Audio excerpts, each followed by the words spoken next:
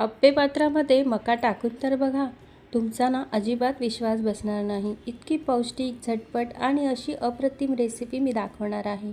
तर नमस्कार, अशाच रेसिपीमध्ये मी तुमचं सगळ्यांचं मनापासून स्वागत करते. व्हिडिओ आवडला तर व्हिडिओला एक लाईक जरूर करा आणि चॅनलवर नवीन आला असाल तर चॅनलला सबस्क्राईब करायला अजिबात विसरू नका. तर आज मी एकदम भन्नाट रेसिपी घेऊन आलेली आहे. तर चला सुरुवात करूया. तर आपण एक मिक्सरचं भांडं घेतलेलं आहे आणि हे मी स्वीट कॉर्न घेतलेले आहेत, मक्याचे दाणे. तर हे थोडेसे गोडसरच असतात आणि अगदी कोवळे दाणे आहेत हे मक्याचे. तर आपण मिक्सरला ह्याची पेस्ट करून घेणार आहोत.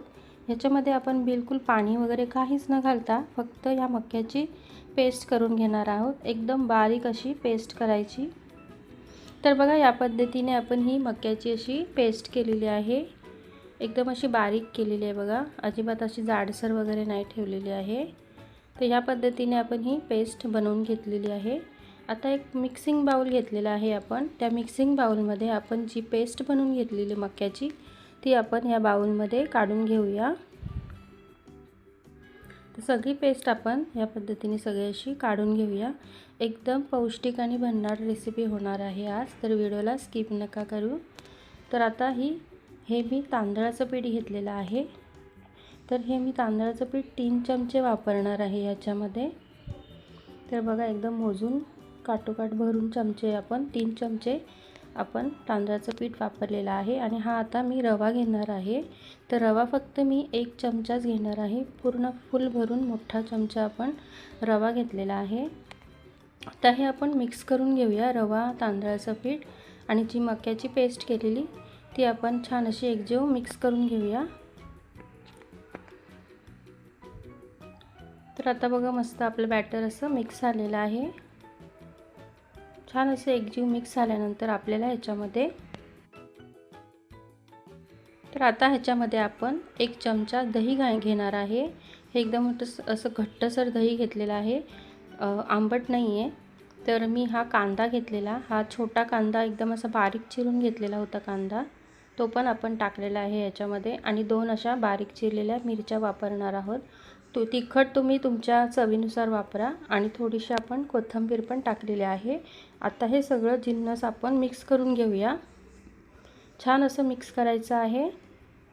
एकदम झटपट रेसिपी आहे. घरात जे आपल्याकडे साहित्य अवेलेबल असतं त्याच्यामध्येच ही रेसिपी मी दाखवत आहे. तर आता हे मिक्स झाल्यानंतर आपण चवीनुसार मीठ टाकून घेऊया ह्याच्यामध्ये. तर मीठ आपण छान असं मिक्स करून झाल्यानंतर मी बघा पाणी घेणार आहे. जास्त पाणी नाही घेतलेलं आहे. 1.5 चमचा आपल्याला ह्याच्यामध्ये पाणी वापरायचं आहे.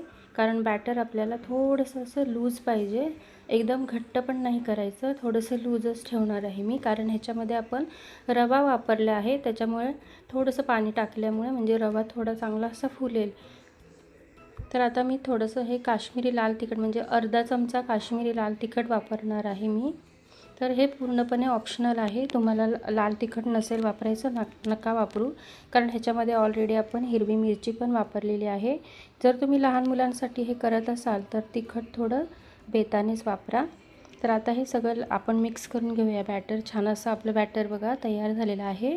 आता ह्याच्यामध्ये आपण रवा वापरल्यामुळे आपल्याला हे ना 10 मिनटासाठी आपण थोडंसं झाकून ठेवूया, म्हणजे रवा जो आपण वापरलेला होता तो छान असा फुलेल आणि नरम होईल. तर आता आपण 10 मिनिटांनी हे बघूया. तर आपलं बॅटर तयार झालेलं आहे. तर आता आपण हे आप्पे पात्र घेतलेलं आहे, गॅसवर आपण गरम करायला ठेवलेलं आहे.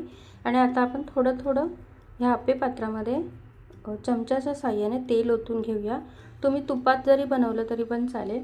तर आज आपण बनवणार आहोत मक्याचे आपण अप्पे बनवत आहोत. एकदम पौष्टिक आणि हेल्दी रेसिपी आहे. तर आपण पूर्ण तेल लावून घेतलेलं आहे अप्पे पात्रामध्ये. आता आपण एक चमचा छोट्या चमच्याने आपण हे अप्पे बनवून घेऊया.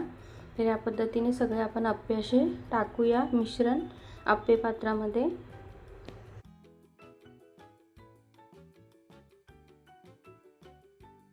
तर बघा, आपण सगळं मिश्रण अप्पे पात्रामध्ये आता टाकून झालेलं आहे.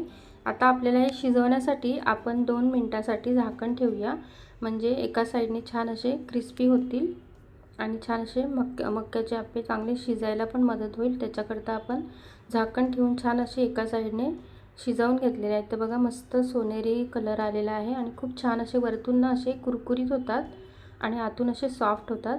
तर आपण चमच्याने पलटी करून घेऊया, म्हणजे दुसऱ्या साईडला पण मस्त अशी क्रिस्पी होतील आणि छान असे शिजतील मस्त. बघा एकदम झटपट रेसिपी आहे, सोपी रेसिपी आहे ही.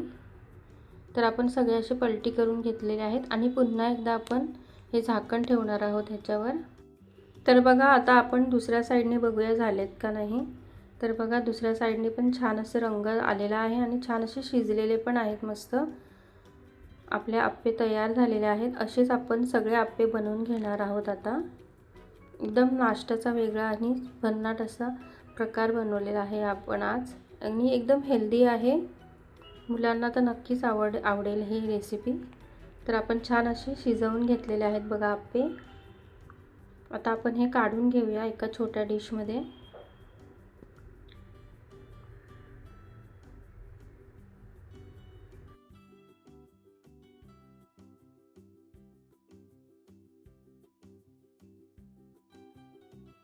तर सगळे काढून झाल्यानंतर आपण दुसरी पण बॅच अशीच बनवली आणि 2 मिनिटांसाठी झाकण ठेवून आपण छान अशी कुरकुरीत होईपर्यंत छान अशी शिजवून घेतली. बघा आपली दुसरी पण बॅच कॉर्न अप्पेची तयार झालेली आहे, मक्याचे अप्पे. तर आता आपण हे पण अप्पे काढून घेऊया डिशमध्ये. हे तुम्ही खोबऱ्याची जी चटणी असते आपण बनवतो इडली आणि डोश्यासोबत खायला, त्या चटणीसोबत जरी हे अप्पे खाल्ले ना तरी पण खूपच छान लागतात. किंवा तुम्ही सॉसबरोबर किंवा शेजवान चटणी किंवा पुदिना आणि कोथिंबीरीची चटणी जरी बनवली तरी पण खूपच छान लागते.